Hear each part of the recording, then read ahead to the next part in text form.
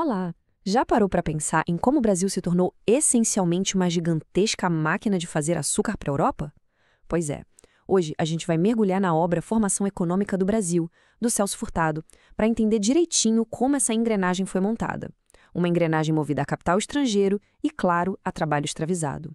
E o mais importante, por que as peças dessa máquina continuam a influenciar a economia do país até hoje? Para a gente desmontar essa máquina e entender cada parte, nosso roteiro vai ser o seguinte. Primeiro, vamos ver por que essa foi uma aposta improvável de Portugal. Depois, a gente analisa as peças-chave da engrenagem do açúcar. Em seguida, vamos encarar o combustível brutal desse sistema, a lógica da escravidão.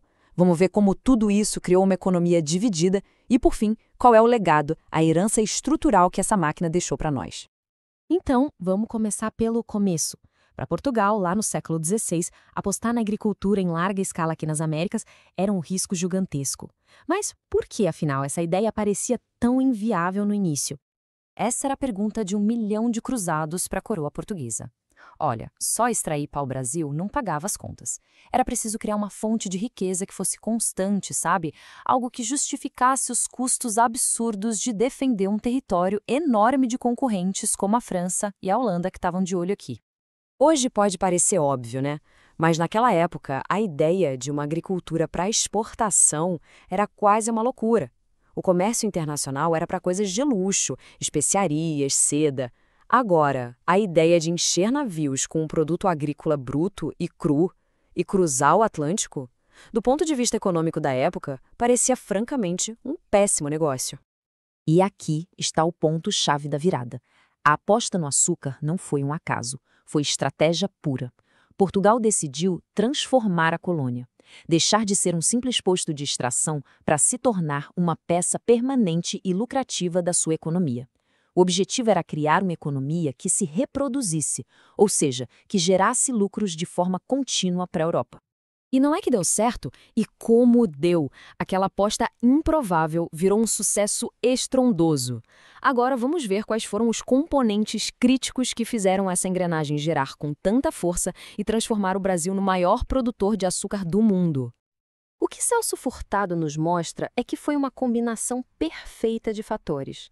Primeiro, os portugueses já tinham a técnica, a experiência de produzir açúcar lá nas ilhas do Atlântico. Segundo, e fundamental, os holandeses entraram com o dinheiro e com a rede comercial. E terceiro, a mobilização de uma força de trabalho em escala massiva, que a gente já vai ver em detalhe. Essa participação holandesa é super importante para a gente ver que não era só uma coisa entre Portugal e Brasil. Era um negócio global. Os holandeses não eram simples intermediários, não. Eles eram os banqueiros, financiando a construção dos engenhos. E, mais importante, eles controlavam as etapas mais lucrativas do processo, lá na Europa. O refino e a distribuição do açúcar. Eles garantiam que haveria mercado para toda a produção daqui. Bom, isso nos leva ao combustível dessa máquina, a sua parte mais brutal e, para aquela lógica econômica, indispensável. Para entender a economia do açúcar, é preciso encarar de frente a lógica por trás da escravidão. Furtado nos apresenta um conceito central aqui. A lógica da escravidão era, antes de tudo, econômica.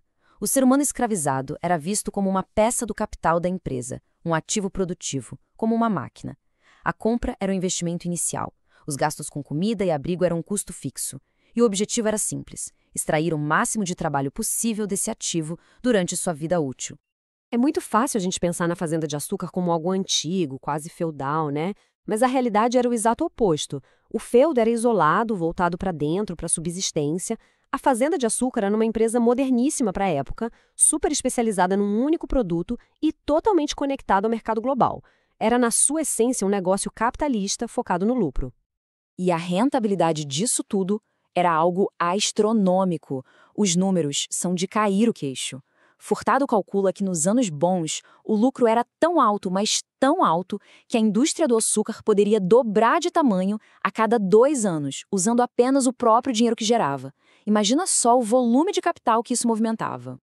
Essa citação de um jesuíta da época é absolutamente arrepiante. E ela resume perfeitamente essa lógica desumana. A preocupação expressa aqui não é com a violência contra a mulher, não é com a vida do bebê, é com a perda de um escravo de préstimo, ou seja, um ativo financeiro valioso. A vida humana tinha literalmente um preço. Essa máquina de açúcar não exportava apenas um produto. Ela reorganizou completamente a economia interna da colônia, criando na prática dois mundos distintos, mas que eram totalmente interligados. O resultado foi a criação de dois Brasis. De um lado, no litoral, uma economia rica, de altíssimo investimento, movida a trabalho escravizado e totalmente voltada para exportar açúcar. Do outro, no interior, no sertão, surgiu uma economia de baixo investimento, com trabalho livre ou semilivre, focada em sobreviver e principalmente em servir às necessidades da costa. Então, o ponto crucial aqui é que a economia do interior não era autônoma, ela não surgiu por acaso. Ela nasceu como um reflexo direto, uma necessidade da economia do açúcar. A pecuária se expandiu pelo sertão para fornecer a carne que alimentava todo mundo e, talvez mais importante, os bois, os animais de tração que moviam as moendas e transportavam a cana nos engenhos da costa. Certo. E o que aconteceu quando o auge do açúcar passou? A produção entrou em crise, claro. Mas, e este é o argumento central de Furtado, a estrutura econômica e social que ela criou permaneceu quase intacta por séculos. A crise do açúcar não levou a uma reinvenção. Não foi isso que aconteceu. Com a concorrência forte das Antilhas, os preços despencaram. Mas a economia açucareira do Nordeste não acabou. Ela só entrou num longo período de estagnação, de letargia. A estrutura toda ficou ali, adormecida, só esperando uma nova oportunidade no mercado externo para ser reativada. E aqui está o legado, a herança que perdura. O latifúndio, a dependência da exportação, a hierarquia social extremamente rígida e a imensa desigualdade regional. Pensem bem, nada disso foi passageiro.